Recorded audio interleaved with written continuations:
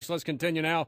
John in Chicago, the home of Hot Rod Blagojevich, will be on The View tomorrow, but not be at his impeachment trial in Springfield. And John in Chicago, listening on WLS, welcome to the Bill Cunningham Show.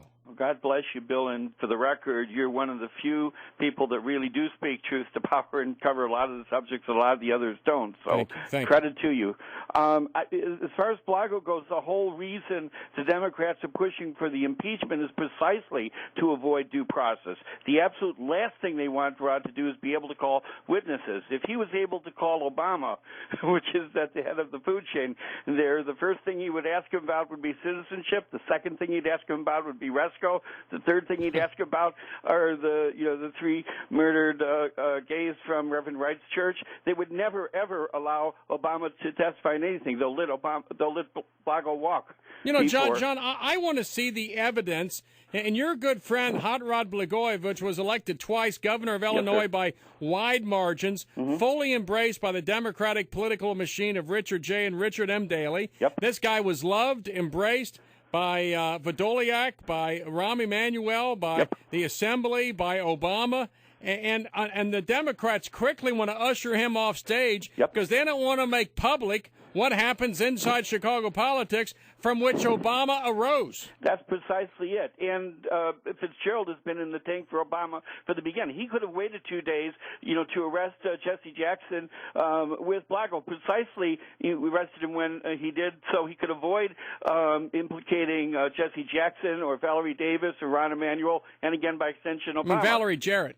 Valerie Jarrett, exactly. I mean, it's been a shell game from the beginning. The more you push all Blago all the time, the less you think about Resco and Obama and all the other things going on. He's the sacrificial lamb. You'll never hear all the things really going on in Chicago because they precisely don't want to give him due process. Well, they'll do everything they can to avoid it. But why doesn't Blago, if he would show up in Springfield? Because they won't give him due process. But the Democrats won't let him call witnesses. And how do you defend yourself when you don't have subpoena power and the legislature won't give you the power to issue a subpoena? They're telling Blago you can't get subpoena power. You can't bring in anybody. So I guess the best thing you can do is go on Good Morning America. Well, that's exactly why they're doing it. It's the rule of law versus mob rule. We don't need no stinking laws here in Illinois. They can just do whatever they want there. How do they get away with it? I mean, if you're a Republican, you can't get your garbage picked up. Well, that's it.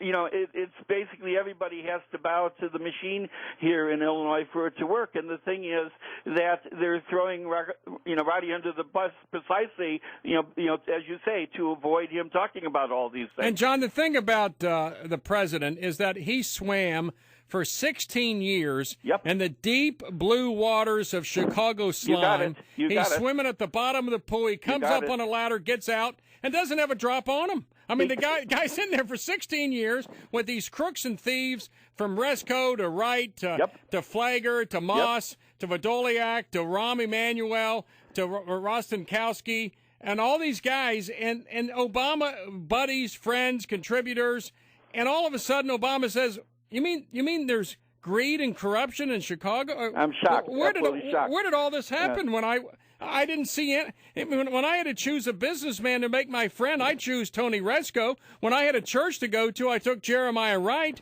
When I had a political godfather to attach myself to, I took Emil Jones, and I took Vdolyak, and I'm surprised these guys are crooks. I mean, it's amazing. It is. It's amazing. It's disgusting, and it's Chicago politics. And why does I guess it's a stupid question, but why do Chicago voters embrace these mobsters? Why does that happen? Well, they make the trains run on time more or less, and Chicago is bankrupt. It's got no money. The school system's in complete collapse. The sales tax like 9 or 10%. It's poorly run, poorly administered, lousy schools. It's the murder capital of America, and that's where Obama came from. It's the machine. It still is there, and it basically controls it by the patronage, which is still there. And that's the whole point. And whether it's white-collar patronage or blue-collar, it's the same patronage. And, John, there were more African-Americans killed in the city of Chicago last year than American soldiers killed in war in Iraq. Yep. And, it's not covered by the media. It's no big deal. And it won't be because, again, it's part of the machine. But the last thing that the Democrats will allow is for Roddy to get due process because you bring all this stuff up. A great Supreme Court justice said that sunlight is the best disinfectant. In Chicago, it's very dark. Sarah Obama, the grandmother of Obama on his father's side, had traveled all the way from her small village in Kenya in East Africa to be at the inaugural. She led a delegation of Mr. Obama's relatives from the village of Kogela, including his uncle, many other relatives. Strangely, she, along with other family members from Kenya, were not invited to any of the inaugural celebrations. Ambassador Djoubi, the dean of the diplomatic corps in Washington, said the election of Obama's generated unprecedented enthusiasm around the world, performing at the event with the Boys Choir of Kenya. But Sarah Obama, the grandmother of Barack Hussein Obama, was not admitted to any of the inaugural festivities by her grandson. She came all the way and was ignored. She also was asked, where was Obama born? Without dropping a beat, she said, my grandson was born in Kenya. That's from the grandmother. Not covered by the media, but covered right here. Back together in 165 hours. Bill Cunningham live with you every Sunday night.